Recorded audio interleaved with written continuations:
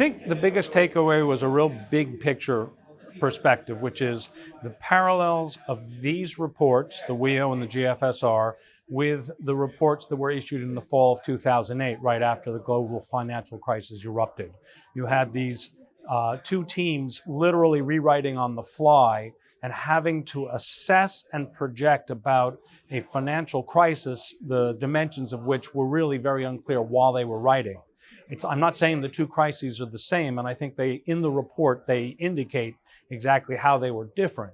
But this was a fraught moment, and it was very interesting to see how they were drawing conclusions.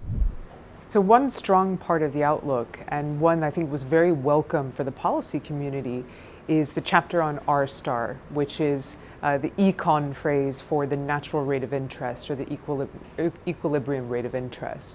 And this was very rich in the policy debate amongst economists during the fall meetings in 2022.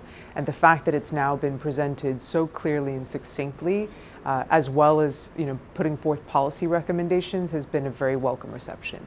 Another feature of the outlook, which was equally, I think, alarming for some, but certainly a development upon past outlooks, is this theme of fragmentation and deepening fragmentation. And it's referred to in the outlook as GeoEconomic fragmentation. What is also interesting is the way that the researchers put forth the relationship between fragmentation and diminished FDI flows and what the structural impact might be on economic growth, both on the global outlook and then for certain economies like the ASEAN 5 and major trade-dependent exporters within Asia. So my heart goes out to my former colleagues who had to write this report in the middle of a kind of semi-financial crisis, and I'm sure there were some nights spent on rejigging the key messages. The problem, of course, they had is that they had to write a report in the middle of major uncertainties. And these are partly financial in nature, but they were also keen to point out that there's a geopolitical component to that. And so all in all, I think they did a reasonable job in presenting the forecast. What I think is new is not so much the projections themselves, because they're pretty closely in line with what they used to be, but the very negative kind of take on the medium-term outlook. That, of course, comes from the necessity to fight inflation and also from the limited policy space. And it's very hard to come up with a concrete number, but overall, I think the message and the tone, and especially the policy recommendations, were spot on. The main takeaway so far I have is that the IMF, in particular in the World Economic Outlook, is downbeat about the long-term potential rate of the global economy.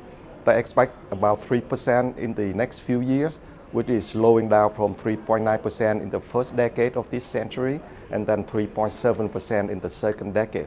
They predicate that estimate on the expectation that the phenomenon of secular stagnation will come back because of long-term trends like the aging of population and slowing productivity growth. However, in my view, they have not really spelled out two things. One is the fact that instead of secular stagnation, we may as well end up with secular stagflation.